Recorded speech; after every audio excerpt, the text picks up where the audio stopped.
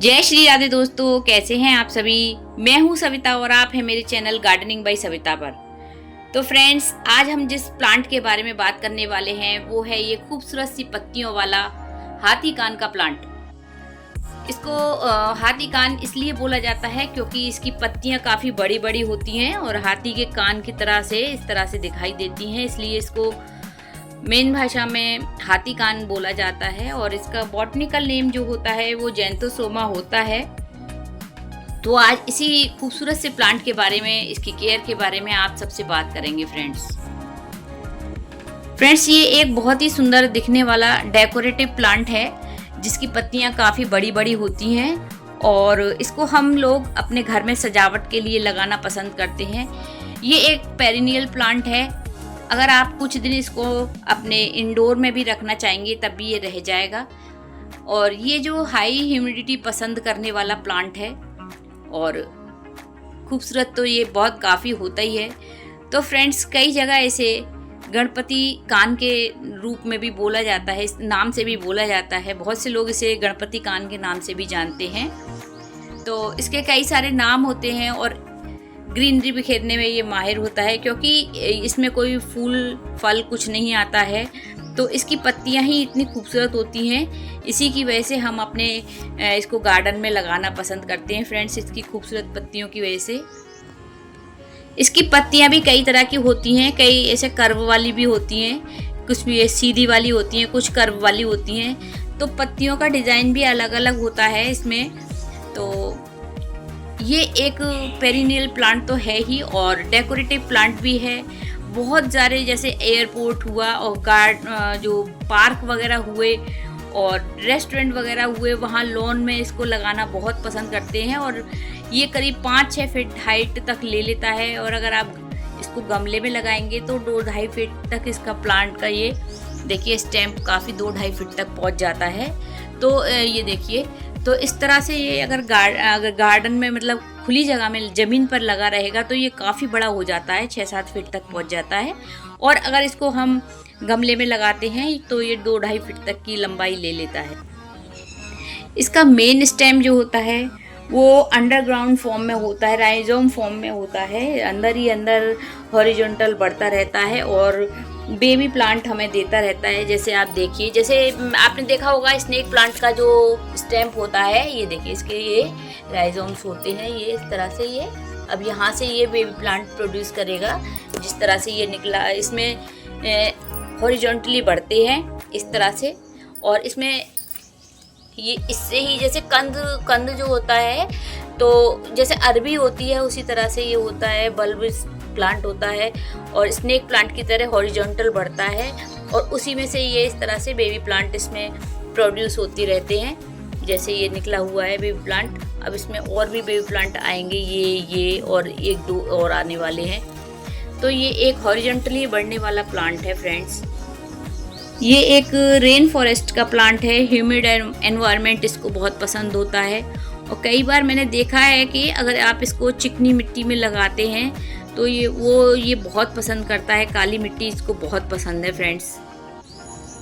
इसमें कई सारी वैरायटी आती हैं फ्रेंड्स और जो कई वैरायटी होती हैं उसमें से कुछ ईडेबल भी होती हैं पर कुछ नॉन ईडेबल होती हैं और कुछ पॉइजनस भी होती हैं।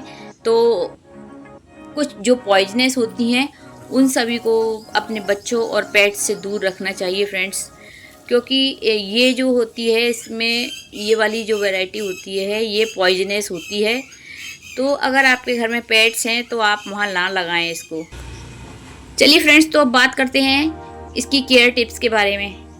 तो सबसे पहले आता है इसका पॉट साइज़। तो फ्रेंड 10 से 12 इंच के गमले में ये अच्छी तरह से लग जाता है और जब ज़्यादा बड़ा हो जाता है तो उसको थोड़ा थोड़ा पॉट साइज़ इसका बढ़ाते रहिए तो ये आराम से चलता रहता है। वैसे 10 से 12 इंच के गमले में ये आराम से लग जाता है।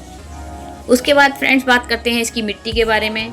तो 50% गार्डन सॉइल, 30% कंपोस्ट और 20% सैंड मिलाकर इसकी हम वेल ड्रेन सॉइल तैयार कर लेते हैं, जिसमें ये अच्छी तरह से सर्वाइव करता रहता है। वैसे तो जो आपके एरिया की गार्डन सॉइल है आप उसी में इसको लगाइए, पर इसको चिकनी मिट्टी जो होती है वो ज़्यादा पसंद होती है फ्रेंड्स, क्योंकि चिकनी मिट्टी जो होती है वो पानी होल्ड करके रखती है और इसको जो है अपने जो राइजोम्स होते हैं उसको पानी पसंद होता है फ्रेंड्स। तो अगर आपके एरिया की चिकनी मिट्टी है तो वहाँ तो ये और ज़्यादा अच्छी तरह से सर्वाइव करता है। उसके बाद बात करते हैं फ्रेंड्स पानी के बारे में। तो ये इसकी जो मिट्टी जो है उसमें थोड़ा मॉइस्चर बना के रखें। इसको मॉइस्ट मिट्टी पसंद होती है, मतलब ये देखिए इस तरह से ये गीली मिट्टी होनी चाहिए। इस तरह की मिट्टी इसको बहुत ज़्यादा पसंद होती है क्योंकि ये राइजोम्स होते हैं इसके अंदर, तो ये गीली मिट्टी ही पसंद करता है फ्रेंड्स। और ओवर वाटरिंग बिल्कुल पसंद नहीं है इसे। अगर अंडर वाटरिंग और ओवर वाटरिंग होगी तो इसकी पत्तियाँ इस तरह से ये लूप कर जाएंगी, नीचे की तरफ झुक जाएंगी। तो आप समझ जाइए कि इसमें या तो ओवर वाटरिंग है या अंडर वाटरिंग है। तो इसको ओवर वाटरिंग अंडर वाटरिंग पसंद नहीं है। आप इसकी मिट्टी को मॉइस्ट रखेंगे तो बहुत ज़्यादा खुश रहता है। इसको आप इंडोर भी रख सकते हैं फ्रेंड्स। और अगर आप इंडोर रखते हैं इसको तो इसके पत्तों पर मिस्टिंग ज़रूर करते रहिए। मिस्टिंग इसको पसंद है और जब भी आप पानी दें तो इसके पत्तों को नहला दें अच्छी तरह से, तो ये बहुत ही ज़्यादा खुश रहता है। उसके बाद फ्रेंड्स बात करते हैं फर्टिलाइज़र के बारे में। तो ये जैसे आप देख रहे हैं ये काफ़ी बड़ी पत्तियों वाला प्लांट है। इसकी पत्तियाँ काफ़ी बड़ी बड़ी होती हैं। तो इसके लिए बहुत ज़्यादा नाइट्रोजन रिच फर्टिलाइज़र की ज़रूरत पड़ती है क्योंकि ये इसमें कोई फूल फल तो आता नहीं है। इसकी पत्तियों में ही इसकी ग्रीनरी और खूबसूरती रहती है। तो उसके लिए इसको हाई नाइट्रोजन वाला फर्टिलाइज़र ज़रूरी रहता है। तो आप 1 मुट्ठी वर्मी कंपोस्ट इसमें मंथ में 1 बार ज़रूर देते रहें। और जब भी आप इसकी रिपोर्टिंग करें, यानी कि जो फरवरी होता है और फरवरी और सितंबर में इसको 2 बार ज़रूर इसको फर्टिलाइज़ करें फ्रेंड्स। और उसको तब जब फर्टिलाइज़ करते हैं, मतलब जनवरी और सितंबर में, तब इसको अच्छी तरह से फर्टिलाइज़ कर दें क्योंकि ये गर्मियों का प्लांट है, पेरिनियल प्लांट है वैसे तो, पर सर्दी इसका डोरमेंट पीरियड होता है। तो ये सर्दी में अपने आप को बचा के रखने के लिए तो अच्छा अगर आप फर्टिलाइज़ कर देंगे सितंबर में तो ये सर्दियों में अपने आप को बचा पाएगा फ्रेंड्स। और जब जैसे भी फरवरी का मौसम आ जाएगा तो दोबारा से इसमें से राइजोम्स में से इसमें इस तरह से पत्तियां निकलने लगती हैं फ्रेंड्स। और सर्दियों में इसको ज़्यादा खाद की ज़रूरत नहीं है फ्रेंड्स। और सर्दियों में पानी भी इसमें थोड़ा ओवर वाटरिंग ना करें, हल्का मॉइस्चर रखें इसको। तो सर्दियों में इसको कोई किसी खाद की ज़रूरत नहीं पड़ती है क्योंकि गर्मियों में इसका ग्रोइंग पीरियड होता है। तो गर्मियों में 1 मुट्ठी खाद इसमें हर महीने आप डालते रहें तो बहुत ही अच्छी तरह से ये चलता रहेगा।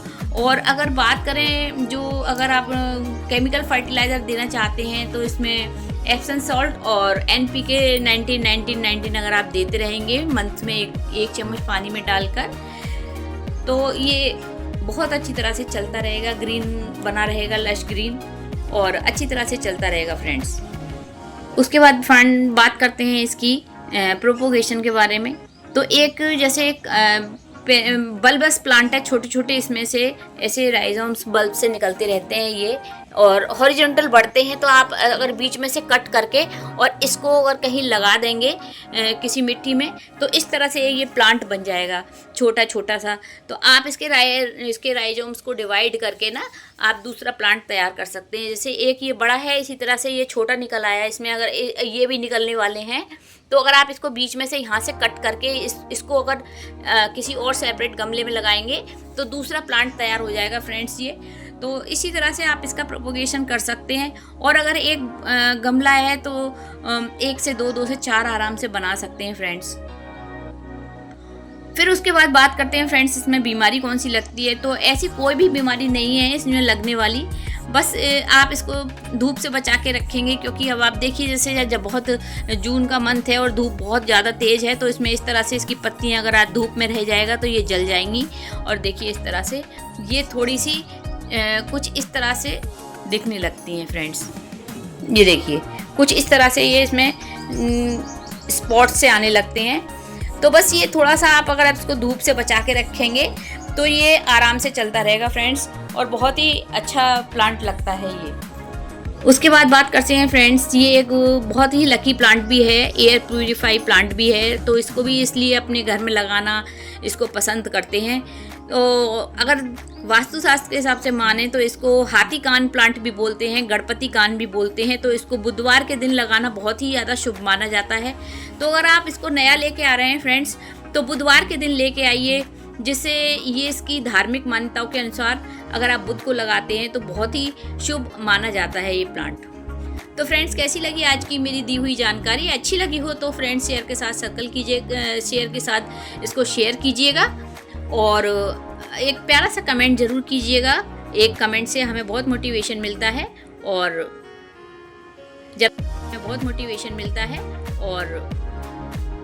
जब तक गार्डनिंग करते रहिएगा। Bye bye friends, happy gardening.